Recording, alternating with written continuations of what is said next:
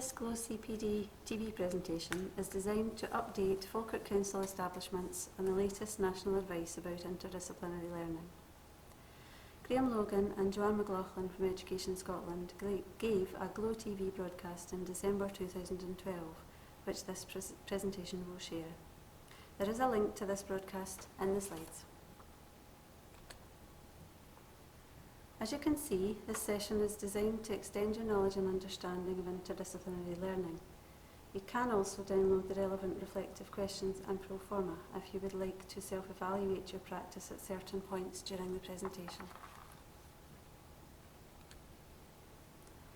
Hopefully, this session will enable you to meet or work more confidently towards these success criteria. Groups of staff who've used this session reported that it helped them see their own next steps and also how these fitted with their school improvement priorities.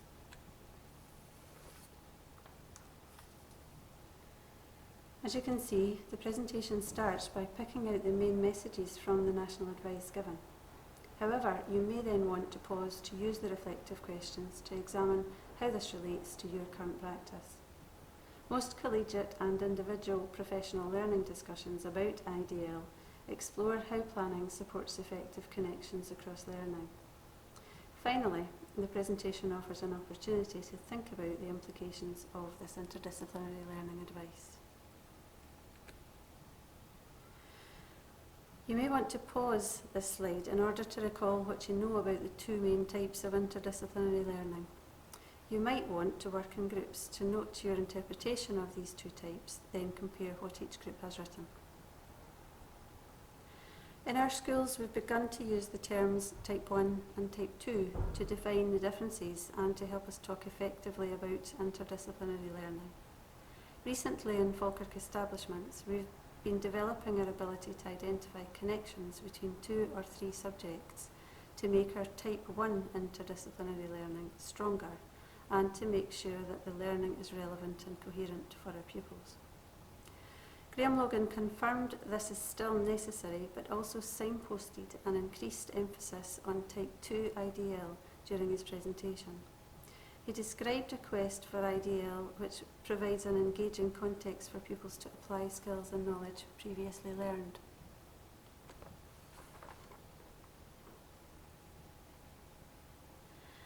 These are the definitions of IDL that he offered. You may want to pause to reflect on which of these types of interdisciplinary learning you provide. This could form an informal audit for you of the strengths and areas for development that you might have. The extracts in this slide show how the experiences and outcomes already include opportunities for pupils to apply skills learned. In this way, IDL connections are hardwired into the experiences and outcomes and also into the principles and practice documents. The extracts shown also demonstrate how progression of skills through the levels is built into the experiences and outcomes.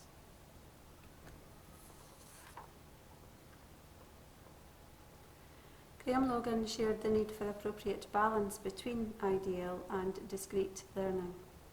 He reinforced the need to apply the principles of curriculum design to ensure that learning experiences are relevant. Teachers need to be clear about their reasons for selecting their IDL learning experiences. It must also be clear how the IDL learning experiences progress and extend pupil learning. Interdisciplinary learning should continue to integrate other important aspects of effective teaching, such as assessment for learning, and innovative and active approaches and strategies. When questioned about how to ensure a balance between interdisciplinary learning and discrete learning, Graham Logan shared this slide. It's designed to communicate the need to be aware of which of the 4 contexts for learning we're addressing at any given time, and to be able to ensure that balance across these contexts is achieved in longer-term planning.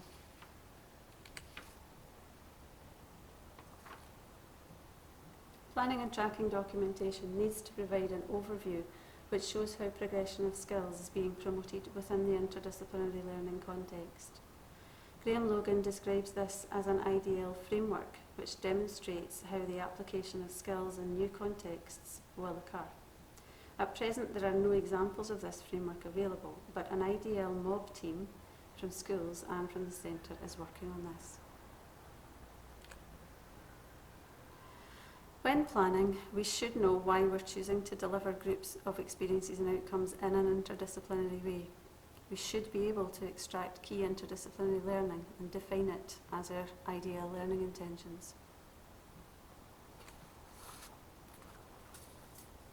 For example, this group of science, social subjects and literacy experiences and outcomes have been gathered or bundled into an interdisciplinary context with two clear learning intentions.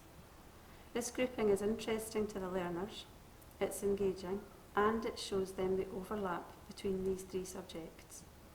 Teaching these experiences and outcomes together in this context should have much more impact on learners than teaching them discretely might have. In addition, teaching these E's and O's in an interdisciplinary learning way demonstrates the importance of the subjects to society as a whole and their relevance to real life. Graham Logan emphasised the vital role of the teacher in the selection of interdisciplinary learning contexts. By following the steps of the National Assessment Resource Planning flowchart in this way, teachers can identify the experiences and outcomes their learners require and think about whether these offer a powerful interdisciplinary learning experience. If so, the teacher would then create the right interdisciplinary learning intentions, and these would be shared with pupils in order to develop appropriate success criteria. The learning experiences should then offer pupils personalisation and choice about how they learn rather than what they learn.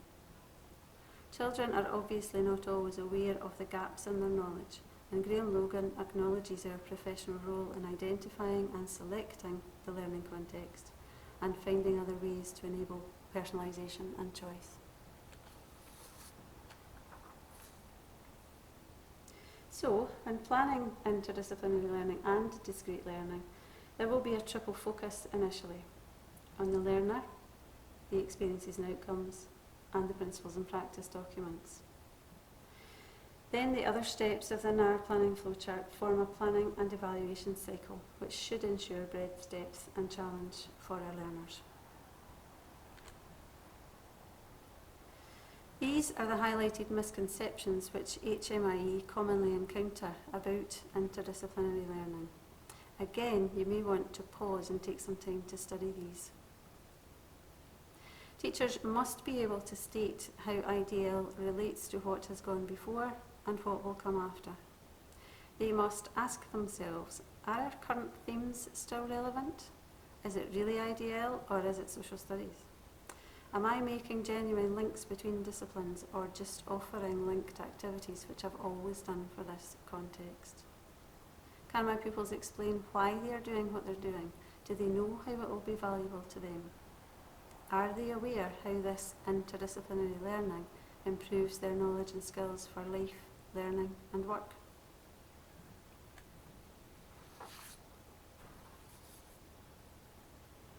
Assessment in schools needs to be based on subject-specific and interdisciplinary learning. Progression within disciplines also needs to be clear. Assessment opportunities for the application of learning should be identified. Teachers should work with pupils to set clear and appropriate success criteria. The pace of learning also needs to be managed to suit all learners. Interdisciplinary planning should build in assessment opportunities and be backed up with practical and manageable tracking procedures. We need to pay attention to the forms which assessment evidence will take and ensure balance between methods chosen to meet the needs of all learners.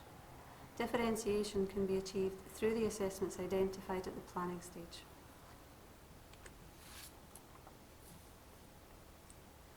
Graham Logan suggests that this pair of simple statements form a powerful duo of success criteria for any establishment's tracking system. This first slide, describing features of good interdisciplinary learning practice, echo the stages of the National Assessment Resource Planning flowchart once again. In addition, we should ensure that we address the principles of curriculum design, particularly the relevance of context chosen, the coherence from a pupil perspective, and the progression of skills across learning. Overall, our establishments need to be able to demonstrate when and how interdisciplinary learning takes place, and to see why it is valuable to their learners.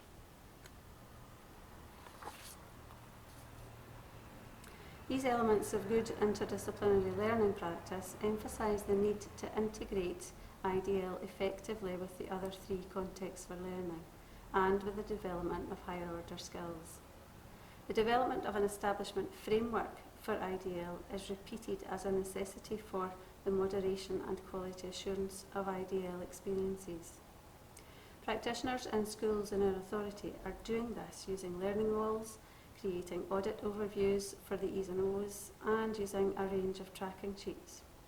Whatever method is developed to provide a quality assurance framework for IDL, it must clearly show how IDL ensures progression and coherence.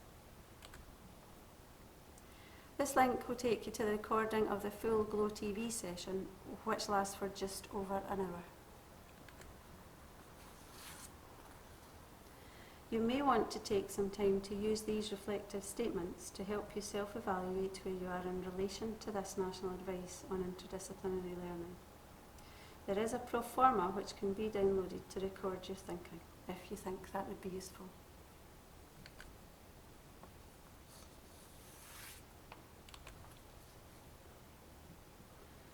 Again, you may want to work with colleagues to use the next steps pro forma to summarise your progress, then define and prioritise what you think your next steps are.